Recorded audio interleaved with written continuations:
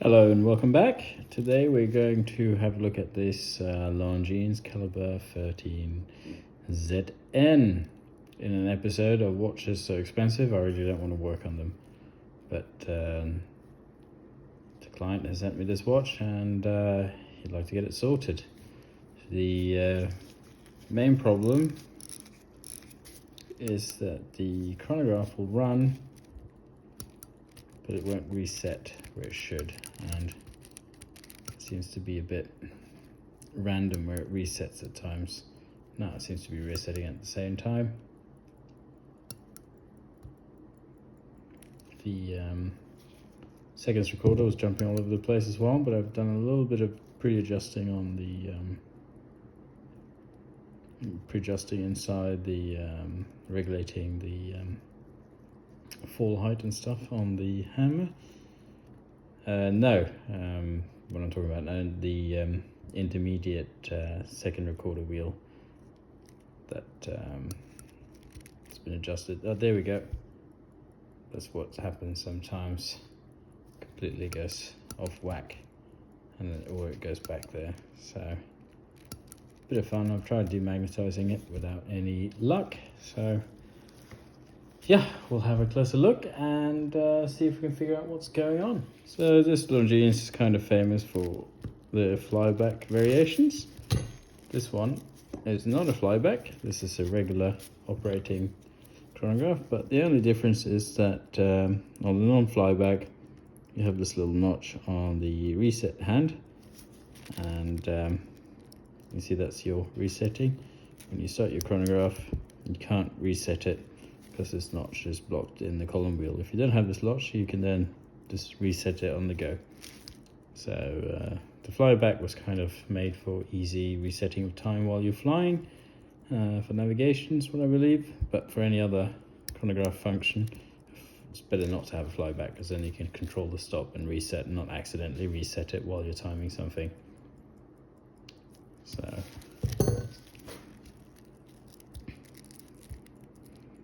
now, of course, having fun that it sometimes resets in one position and sometimes in another. So we'll have to look at that closer. I'm also going to take the movement apart and clean it because it needs a service. If I'm lucky, there's a little bit of dirt or grease somewhere that is catching it and making it reset in different positions, but I doubt that. Now I'll have a closer look. I'll see what happens. So I'm going to take this watch apart in time lapse as usual, and then put it back in real time. So I might be a little bit extra quiet and we'll skip certain parts of putting this back together, and that is because, as I mentioned in the beginning, this is a very expensive watch. Really don't want to bugger anything up for the client's sake and my own mental health.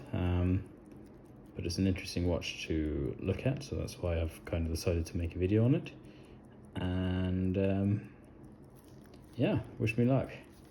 So there's a little locking lever on the driving wheel for the chronograph that is not really, it's too loose on the wheel.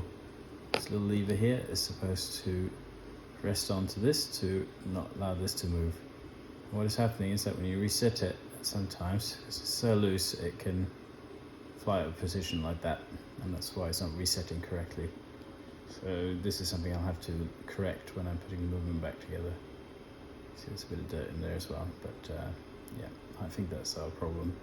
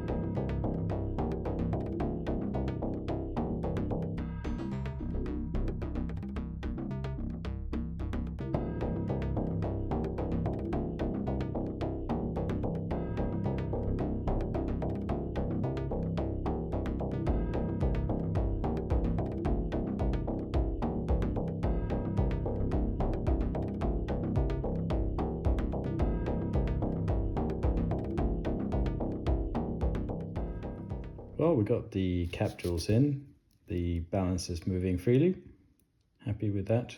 We did the repair on the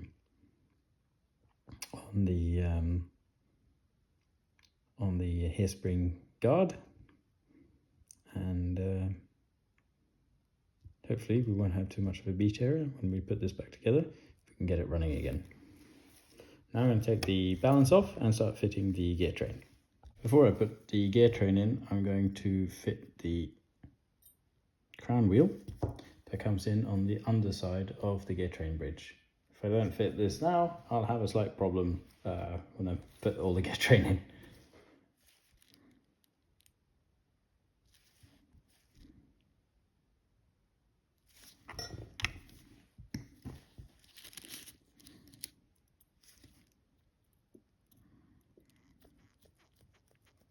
The trick is not to over tighten them. There we go. Now we can fit the gear train into the base movement. See, the click spring has its own machine screw in this inside here. Just going to put a little bit of grease on that, just so when that clicks it has something to slide on.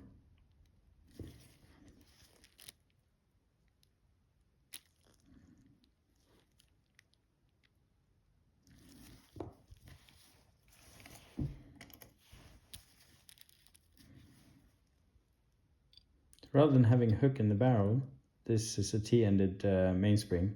So you can see there's a little slot on top of the barrel here where the T of the mainspring goes in, and the same on the lid on the underside. So you really don't want to be pressing the lid in the wrong location. You have to press the lid on with that T for in the slot, otherwise you'll ruin the lid. Nice thing to remember.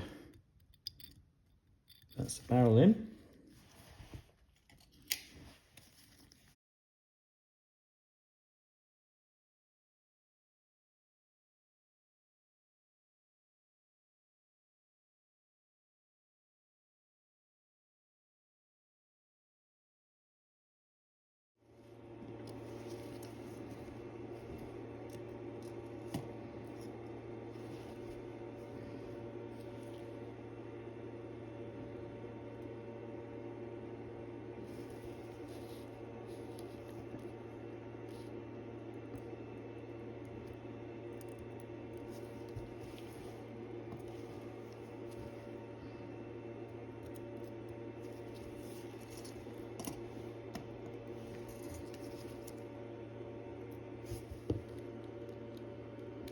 I've fitted the gear train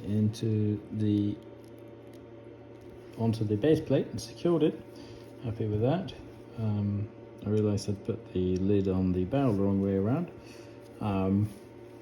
Difficult to tell on this one if you haven't done it before, but nothing's damaged. I just was wondering why it wouldn't sit level as it should, but looking closer I realised that the barrel was on the wrong way around. So good, we got that sorted. And that was the clutch pinion I just put on there onto the center wheel. Now I'm going to fit the winding and sliding pinion. The day's kind of gone away. It took quite a bit of time making that hairspring guard. So if I could just get this base movement running for today, I'll be happy, and then I can continue tomorrow with putting the chronograph module back on.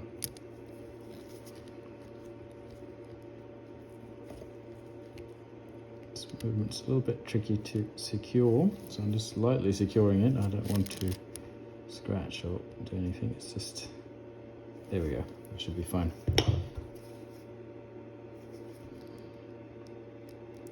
Put a bit of grease on the surface that's going to engage with the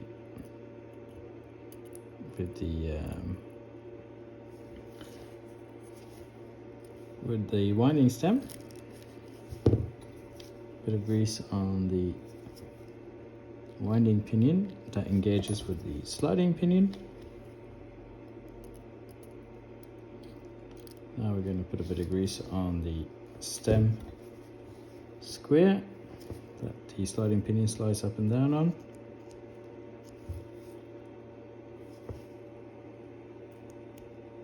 I'll put a bit of grease in where it engages with the setting lever as well.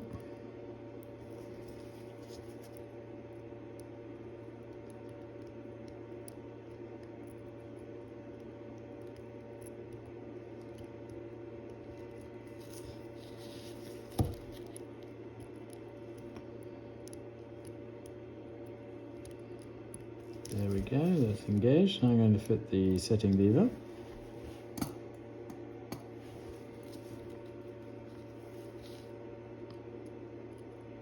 I need to screw that in from the other side. The setting lever is in place. I'm going to put a little bit of grease where it will engage with the yoke.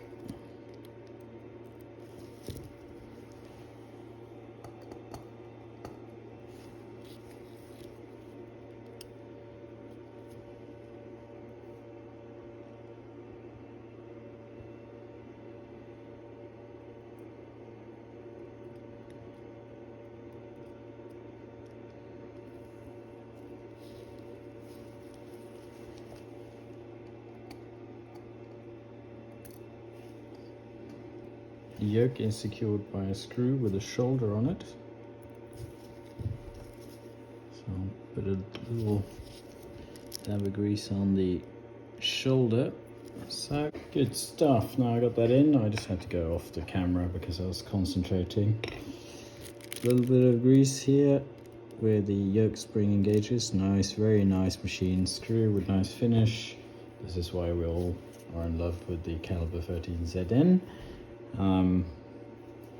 I do admit I really like this, but I'm also not super excited about working on it because I'm a little bit nervous something was to go wrong, you know, sod's law and all that. So I am hoping it will go well. So far so good. I've had a couple like a little bit of a moments second guessing myself why I would take this on. I'm much happier on a Landron 48 because then I can actually get parts. Anyway, let's put on the intermediate setting wheels.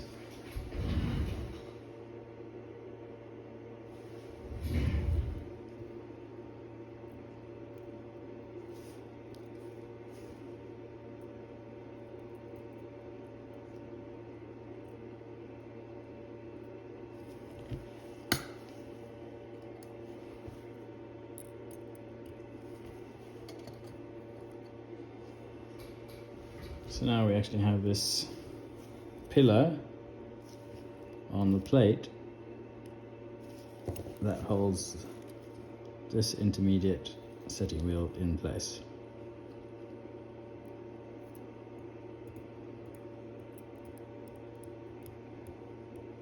There we go.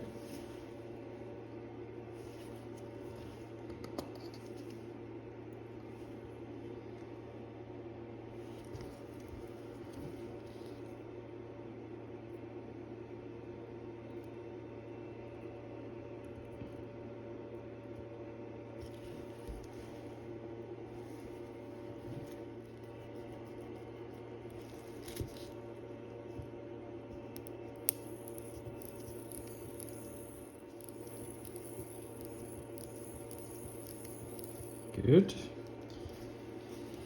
We have a setting lever spring.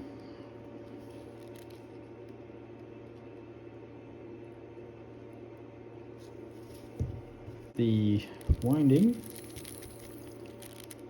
and hopefully, yep, setting mechanism in place.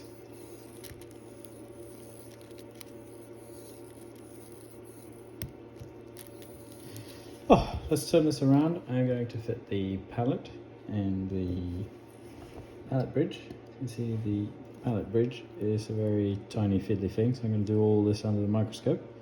And when the pallet is oiled up, we're going to fit the balance and see if this movement will run again. Fingers crossed. Moment of truth. Will it tick again?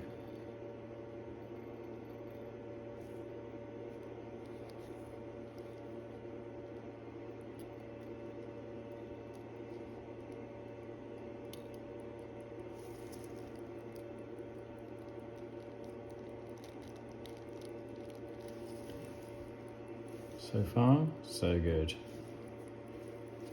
Whew. It's a lovely movement, but it's also no parts to be had and very expensive. So yeah, but it's ticking. It's a good start. Let's see how it performs.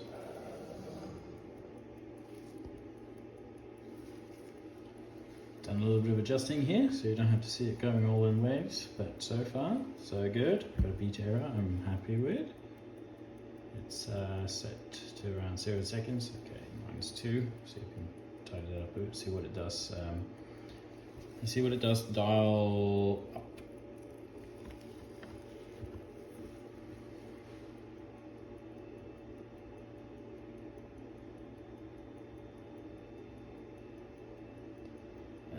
Not very well. I'm gaining way too much, so something is wrong. Something's touching, something's not happy. That's a hairspring issue.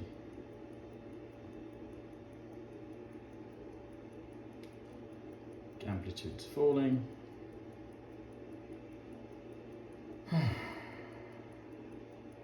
After a lot of mucking around with the hairspring, we're now 2.5 hours later, almost 3 hours. And we have a nice straight line, dial down position, turn this around, it will gain a little bit, but it's not too bad. As you can see, so now it's keeping quite a straight line, which is good, lasts 3 seconds a day, and that's where I want it to be. That's excellent, very good, plus 9 seconds a day, so it does go a little bit faster with the dial up position, but that is absolutely acceptable compared to what we had earlier. If we do crown down position,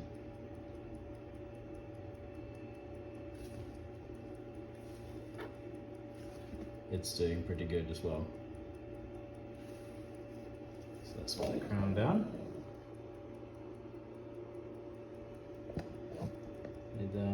It's going to gain a little bit, 30 seconds on the side. For an old watch like this, I'm happy.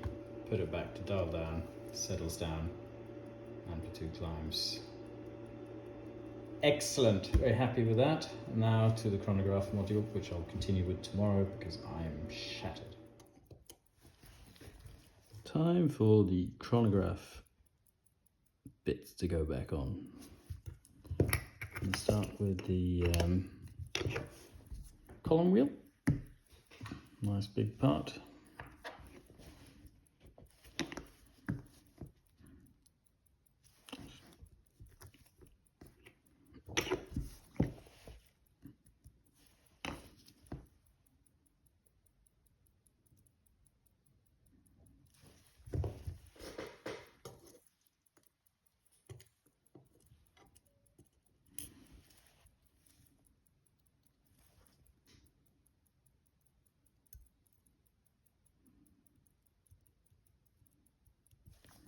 Column wheel has a nice big fat shouldered screw, keeping that in place.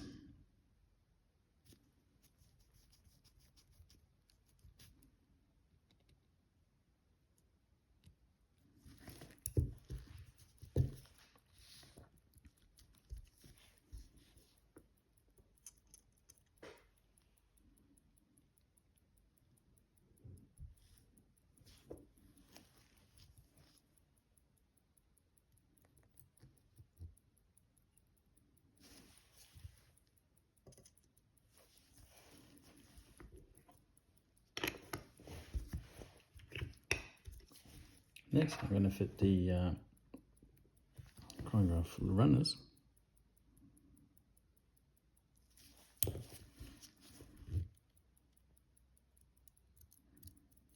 So that's your seconds recorder, and that's your minutes recorder. That's held in place with your little cock up here.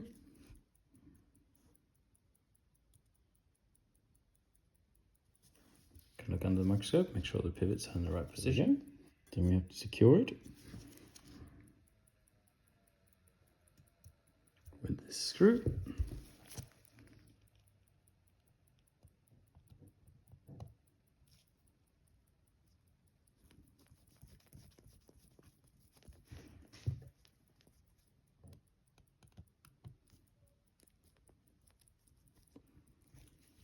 Next is kind of just putting all the chronograph module bits back into place. I don't have a guide for this, but I'm just going to kind of do it a little bit by feeling, and pretty much the opposite to how I took it apart.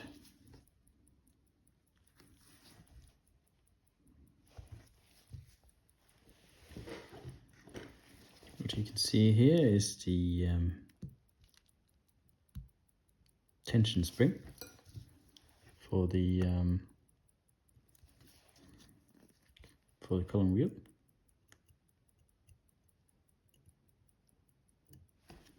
And what that does is just secure that the column wheel is in the right position when it's turned around. If you don't have that, you won't hit the right start, stop, reset positions.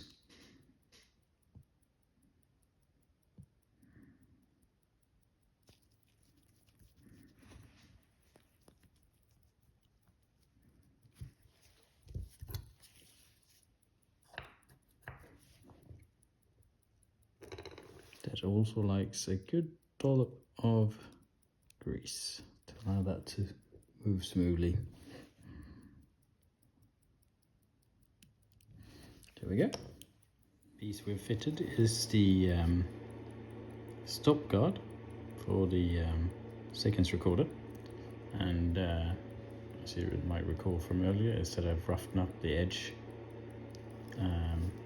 going along here, because this sequence recorder was slipping on this, so that would cause the second hand to position in the wrong position sometimes when resetting.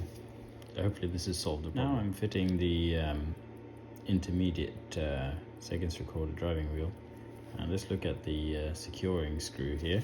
See how small the thread is. It's pretty ridiculous.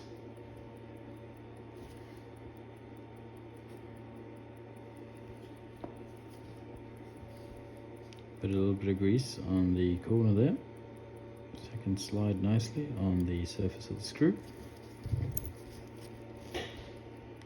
This is again what I mean with the threading being very fine on some of these pieces.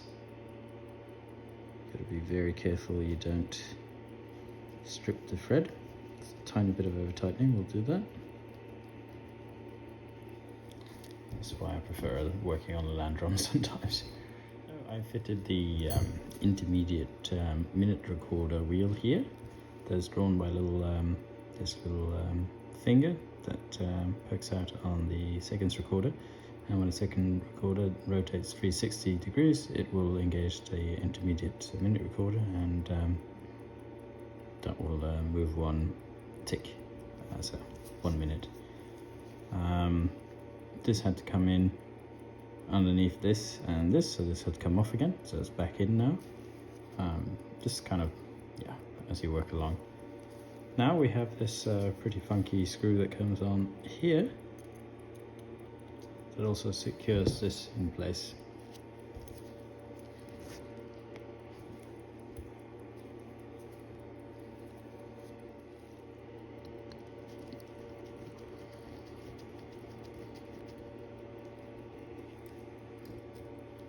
I fitted a little spring that makes sure that the intermediate seconds recorder wheel is engaging. It's currently in running position, so the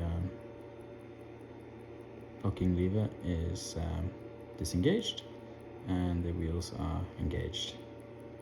I've also fitted the reset lever here. What I've done is throw the movement into the case. There's a couple of more chronograph bits to go on, and then I'm going to fit the hands.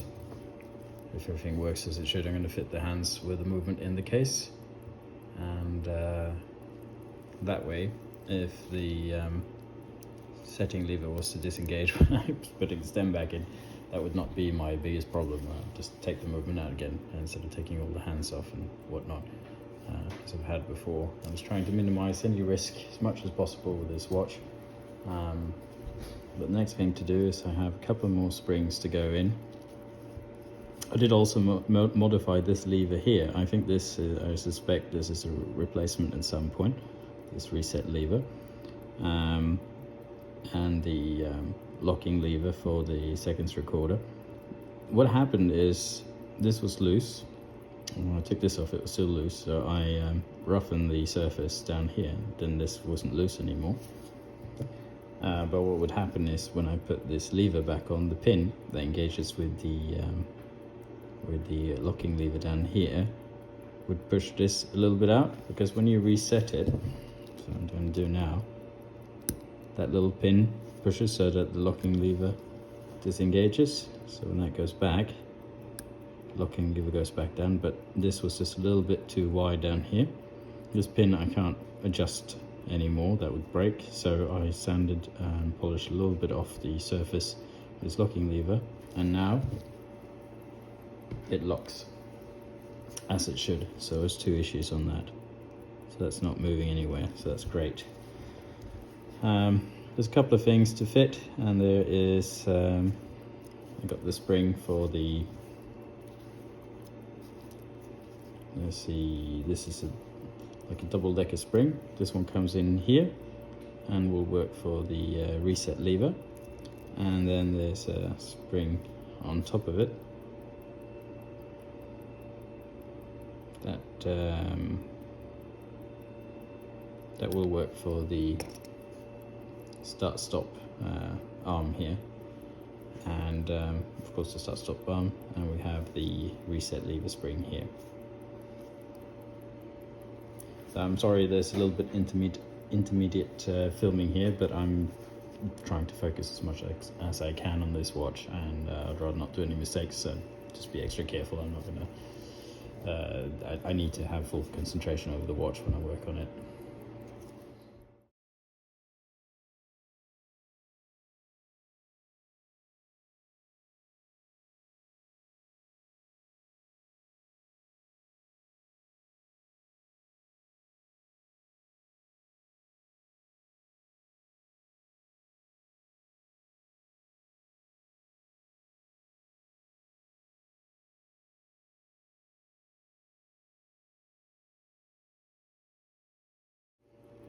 We've put the movement back together now.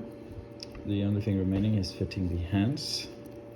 I'm happy to report that start, stop, reset is now working. It does not seem to be jumping around. We'll find out about that when I put the hands on, for sure, because we're going to test it a bit.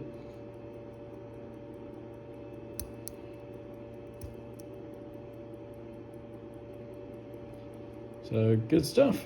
Let's get the hands on.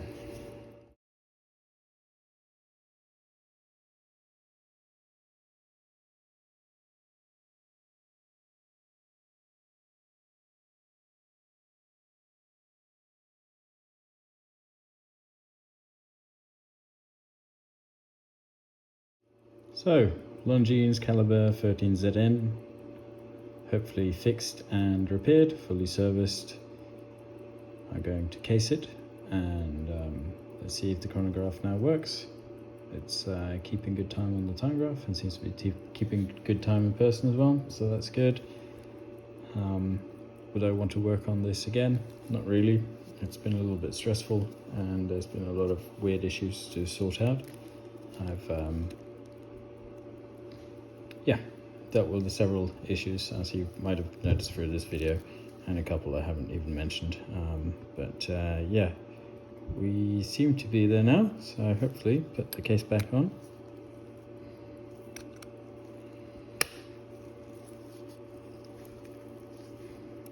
It's a stunning looking watch, I have to admit, and